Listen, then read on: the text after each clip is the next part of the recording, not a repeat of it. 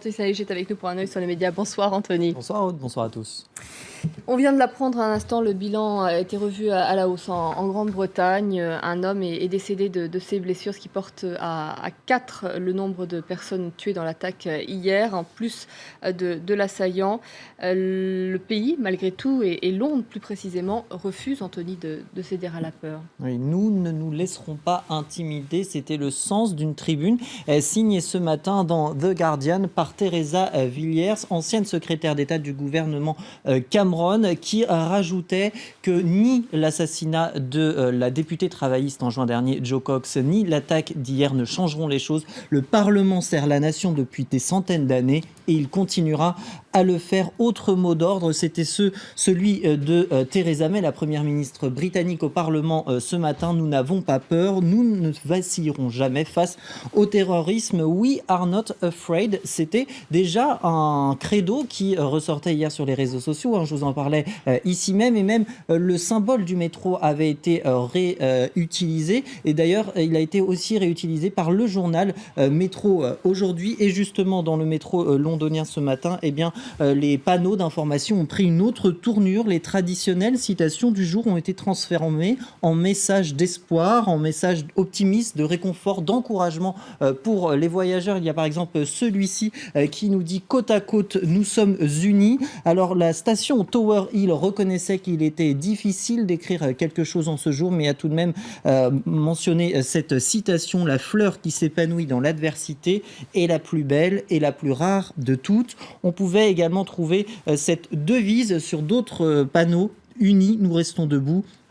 Divisés, nous tombons. Autre station, autre message ici à Oval Station, être le plus fort quand tu te sens le plus faible. Et puis, il y avait aussi un autre message qui est devenu viral. Londres, et quoi que les terroristes fassent, nous continuerons à boire du thé et à aller de l'avant. Alors, ce message a été extrêmement relayé par les internautes, par beaucoup d'anonymes, mais également par certains députés. C'est le cas de George Freeman ou encore le député Simon Orr, qui l'a même lu devant la Chambre des députés ce matin, sauf que le dernier message en question est faux. C'est une invention de toute pièce, puisque c'est le fruit d'un générateur de messages de service qui permet d'imiter les vrais panneaux d'information du métro londonien. Alors certes, le message est faux, mais le sentiment, lui, est bien réel et il a été certainement partagé par des milliers de Londoniens aujourd'hui. Vous nous parlez à présent du président de l'Eurogroupe qui, malgré des propos controversés, reste en poste. Oui, et ces propos, les voici. Celui qui réclame la solidarité a des devoirs. Je ne peux pas dépenser tout l'argent dans le Schnaps et les femmes et ensuite demander de l'aide, dixit donc Jeroen Dijsselbloem dans une interview lundi soir dans le quotidien allemand Frankfurter Allgemeine Zeitung, visait les pays d'Europe du Sud fragilisés par la crise. Des déclarations qui ont fait polémique sur Twitter, insultent à la moitié de l'humanité et à la moitié des Européens en une phrase pour cet internaute.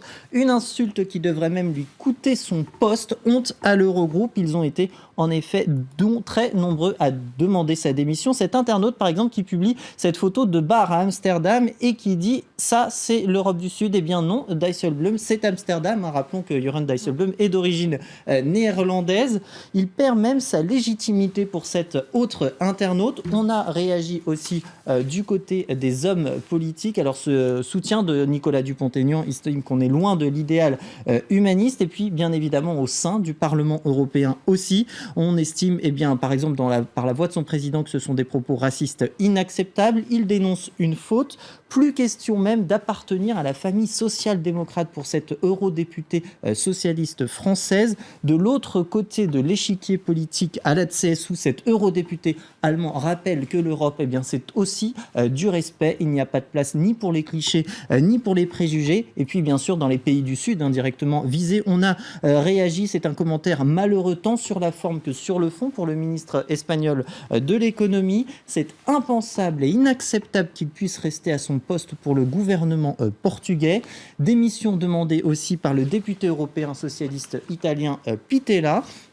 qui dénonce lui des propos discriminatoires, honteux et choquants. Il ne mérite pas de siéger selon l'ancien président du Conseil italien Matteo Renzi, qui dans Facebook dénonce des blagues stupides et qui estime que Jeroen Dijsselbloem a perdu une occasion de se taire. Alors sachez que face au tollé de provoquer, eh bien, le président de l'Eurogroupe n'a juste que fait regretter ses propos. Pour lui, sa phrase a été mal comprise. C'est un style direct, une franchise néerlandaise. Il en a tiré le dessin, mais pas question de démissionner. Il reste donc jusqu'au 1er janvier 2018. Je vous remercie Anthony pour votre chronique.